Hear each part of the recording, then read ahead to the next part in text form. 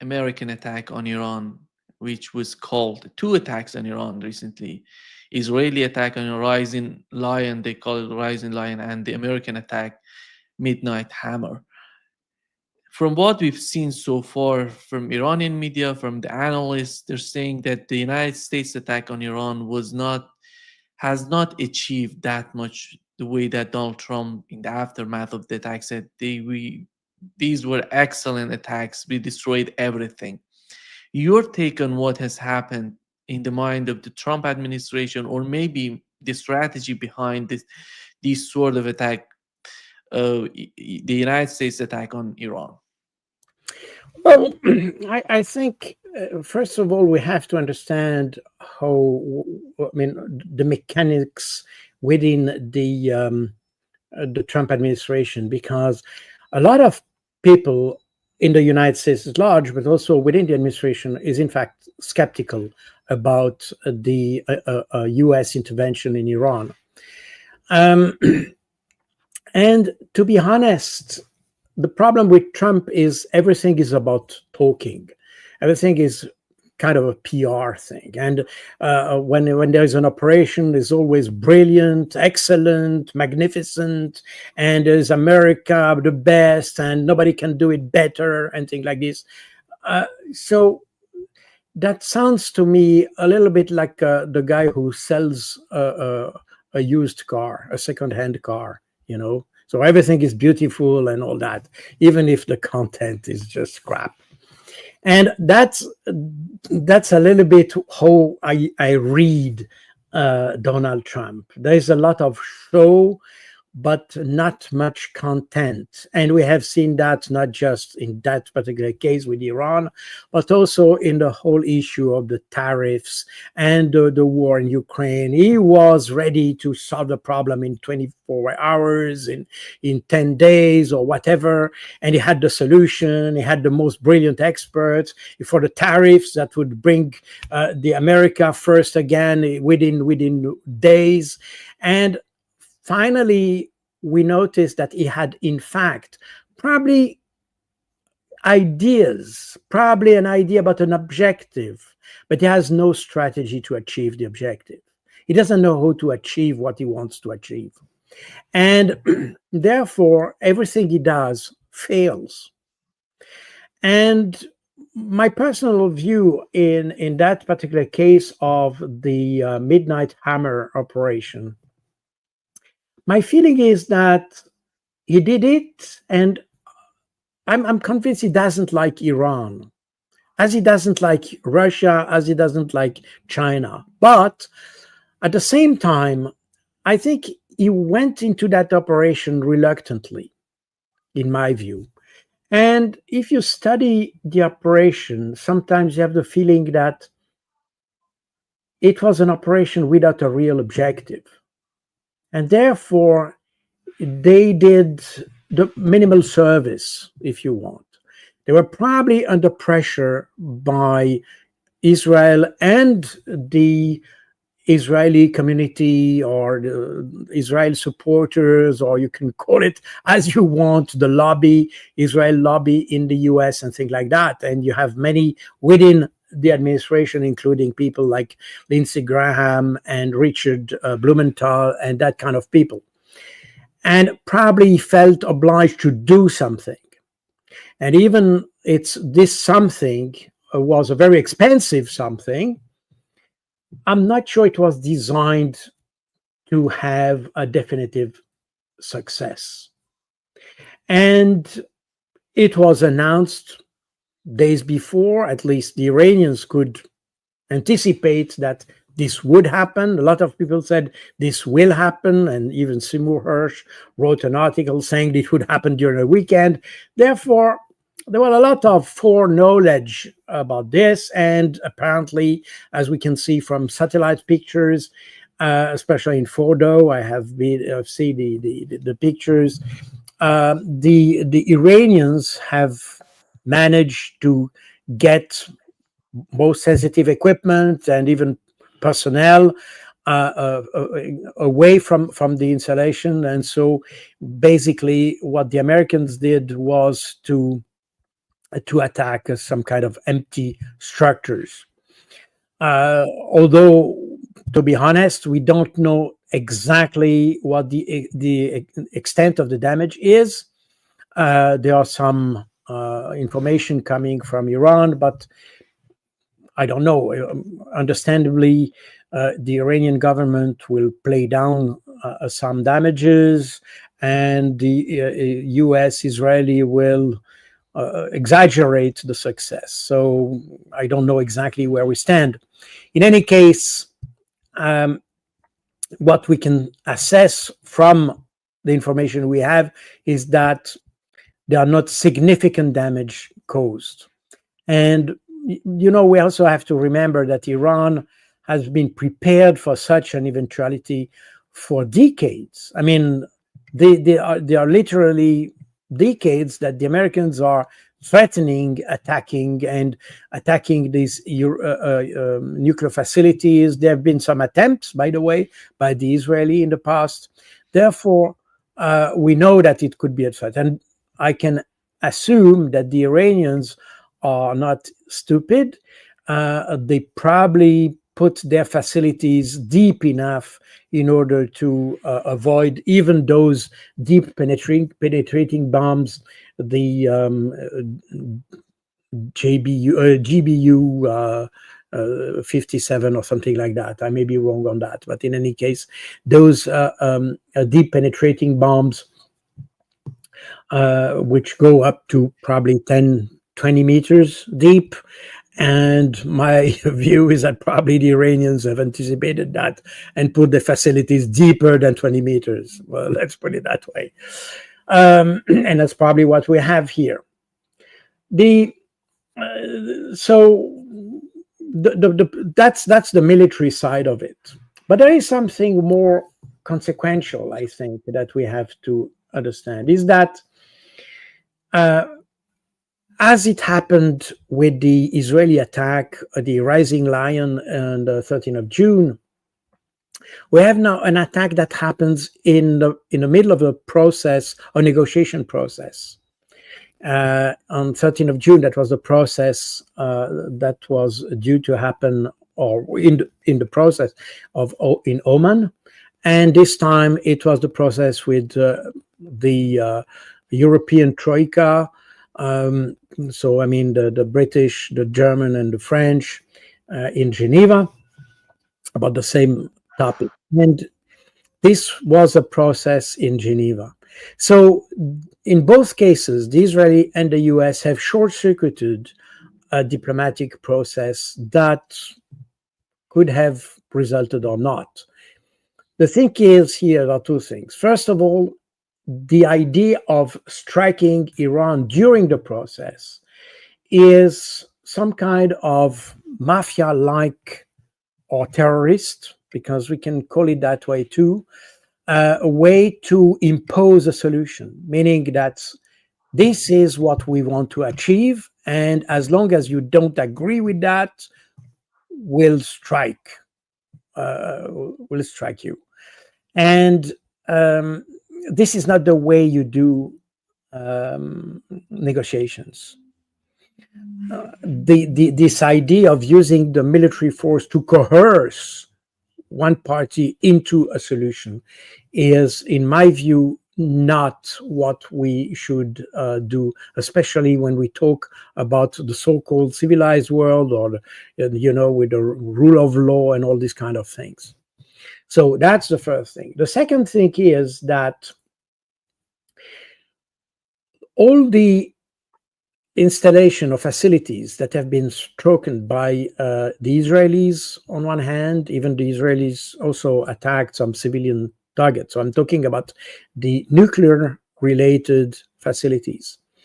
Those struck by the Israelis and those struck by the Americans were all facilities that have been inspected by the IAEA, meaning that we have institutional, international law-sanctioned body that has access to the facilities, who knows what's the status of things there, and still we consider that the IAEA in that case has not fulfilled its task by doubling down with some military action. And in my view, this is a way somehow to sabotage the complete international law system and law and monitoring system. And this is, in fact, the US has constantly short circuited international institutions, in fact, sabotaged the work of institutions. We can even talk about the ICC, for instance, that is the US is not even party of that, but they sanctioned the ICC because they had this arrest warrant against Netanyahu, for instance. So we see that we use those international institutions not as a tool for regulation of the life, we'd say the international life or international relations, but as a way, as a leverage to punish or not the people we want to punish. And we don't take into account the stabilizing effect of these institutions, because IAEA is precisely there to avoid military operations, avoid such operation that Midnight Hammer. Therefore, there is something conceptually wrong in all that. We should use military force when all the rest has failed, not as a substitute, let's say a convenient substitute in order to impose a solution, as the US does.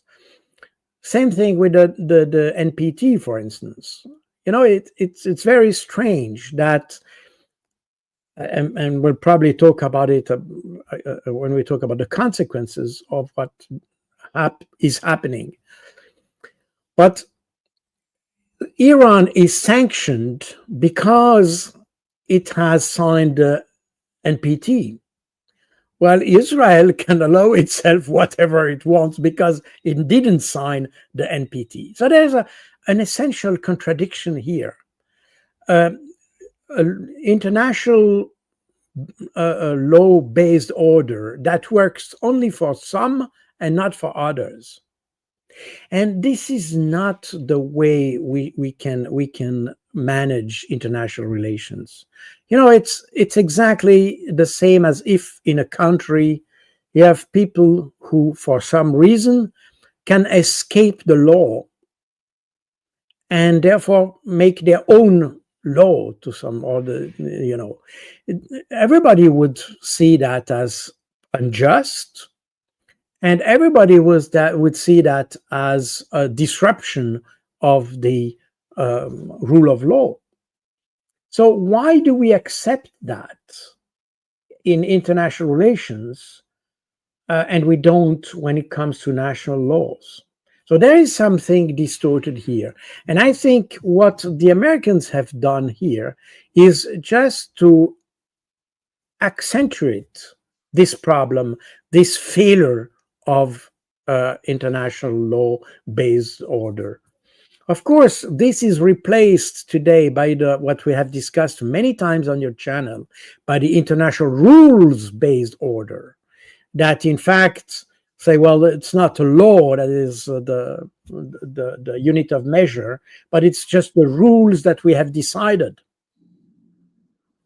And that brings me to something that I have already mentioned on your channel. And again, I come from, my background is strategic intelligence. Strategic intelligence is the intelligence that is provided to the strategic decision makers. In my case, was the Swiss government, Swiss General Staff, things like this. So when you come with an assessment of the situation, you know that this assessment cannot just be a fantasy or your opinion or things like that. It has to be fact based, because based on this assessment, people will take decisions. Now, what we have seen last week is quite interesting, because as we have discussed, I think that was last week, that the US intelligence community has assessed in March, I mean, it is annual threat assessment that was published in the end of March this year. They assessed that the Iran had no nuclear bombs and had not even made a decision to have one.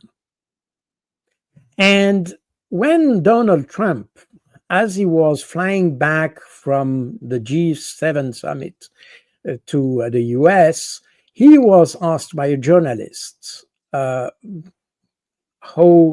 he would assess what Tulsi Gabbard said as DNI. She was, of course, presenting the assessment of the intelligence community.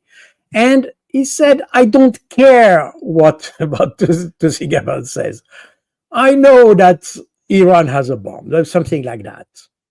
So, meaning that we are now in something which is quite odd, especially when we talk about the rule of law, when we talk about rational decision making, fact-based decision making, and things like this. We have the leader of one of the biggest countries in the world that decides not on the base of the institutions that are precisely designed and equipped and trained to make assessment of the situation, but he based his decision on its own gut feeling. So we are back in the 17th century or something like that in Europe, when the kings were inspired by God in their decision. This is exactly what triggered the various revolutions that we had in Europe that led, that were in fact prompted by the so-called Enlightenment period. Enlightenment means that you enlight the decision, meaning that your decision becomes based on facts, based on national interest, based on something that concrete, that you can document, that you can assess, that not just on God's inspiration. I mean, God must inspire us in the sense that it should guide our, let's say, or pass in the sense of the ethics, of the morale, of the sense of justice in all that. But when it comes to concrete decision, this must be based on facts, on the reality of the facts. And that's exactly that's why we had all the revolution between the 17th and 18th century in Europe. Well, when we listen to Trump, we are back to these years. And that's extremely, that's something that is a source of concern to me. We have seen that, by the way, in the last 3 years, when it comes to the conflict in Ukraine and Russia. Everything is responsible. I mean, you even before the you probably didn't hear that, but before the Olympic Games in Paris. Some noticed that in the beds of the hotels in Paris, you had kind of an infection of insects. And they were proliferating in Paris. Don't ask me why. And so, I mean, the French government found why. That was Putin who came with the insects in the French hotel bedrooms. That we are. This is beyond rationality, and of course, this has become a subject of laughing. I mean, everybody laughs at this in France, but the government said it seriously, not as a joke. So we are in a period, and I think, again, as it comes just to talk on TV and all that, that's funny, and we can laugh about it, no problem.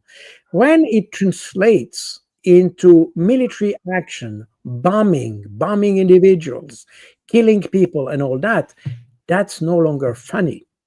But the decision making process remains the same. And that is something that should worry us as citizens, regardless where we are. Because as we can notice, especially in the Western world, decision making is guided by this kind of um, irrational way of thinking.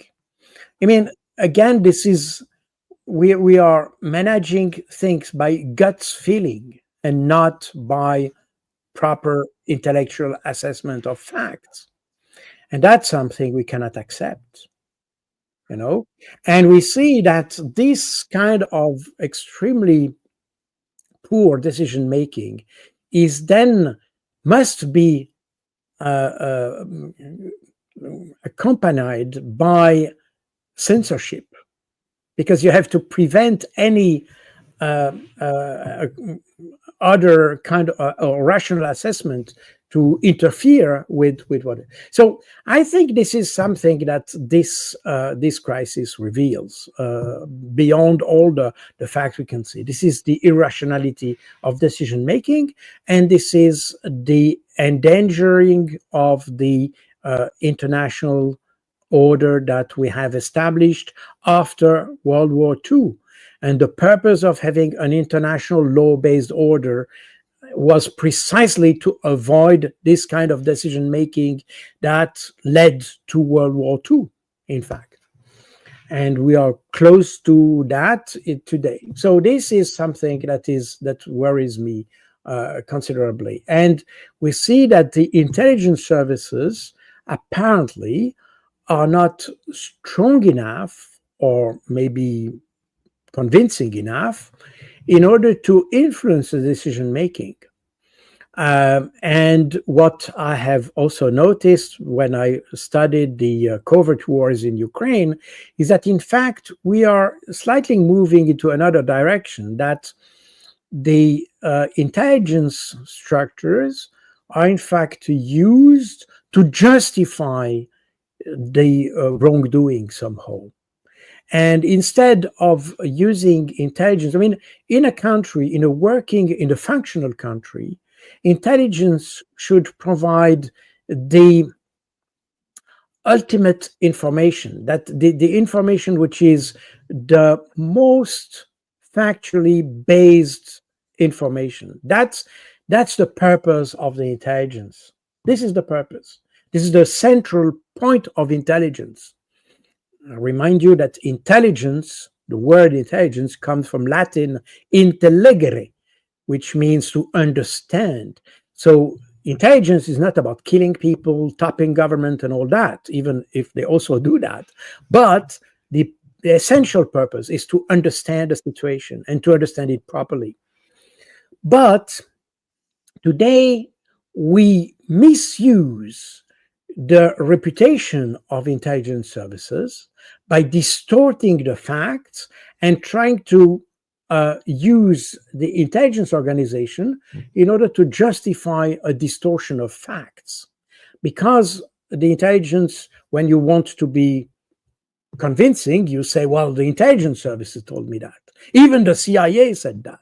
No, that. Because the intelligence should be the absolute baseline when it comes to the quality of information.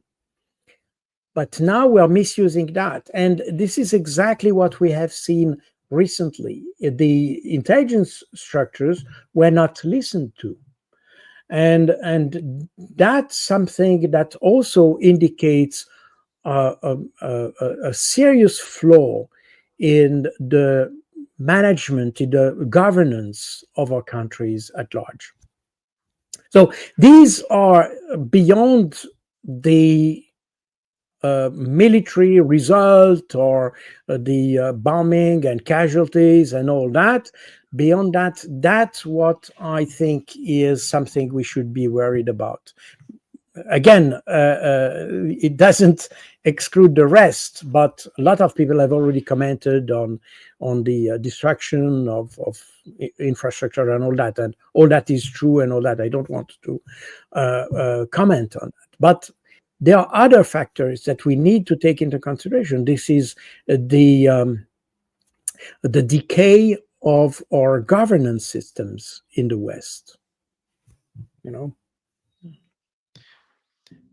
Carol, in Iran, we know that Iranian foreign minister right now is in Russia talking with the Russian president. And in Iran, what's going on? They're talking about the communication with IAEA. They want to stop this communication. They want to get out of NPT. And the American strike on Iran didn't achieve because they said that Iran has 400 kilogram of enriched uranium that is able, that by this amount Iran is able to produce nuclear weapons. No sign of destroying any of this. Even with the nuclear facilities, they have emptied everything inside the facility. Do you think that this would somehow bring a new sort of confrontation between East and the West? Because I don't see. Russia said what the president of Russia said during the international. They had a conference in St. Petersburg, the International Economic Forum in St. Petersburg. Vladimir Putin said that Russia and Iran are fighting the same forces. And today, in his meeting with the Iranian foreign minister, said we are in together in this fight. What is going on when it comes to the mindset of Russia, China, and Iran right now? Iran, it seems that this somehow they're feeling that the only way to deal with the West is to be stronger, to go against them. Your take on that?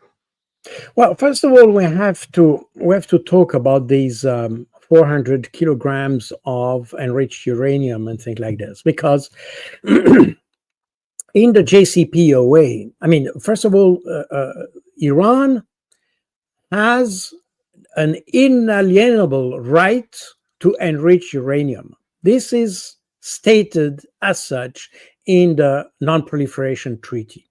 And the JCPOA based his article on this particular right specified in the Non-Proliferation Treaty, meaning that Iran has the right to enrich uranium. Now, the enrichment process cannot be stopped when you start it. And according to the JCPOA, Iran was allowed to enrich uranium to a certain level and to have to sell this. I mean, because there's enriched uranium for use in Iran for domestic purposes. But of course, the enrichment process cannot be stopped. Iran must sell that outside. It's part of the export. I mean, it exports enriched uranium for civilian purposes, medical,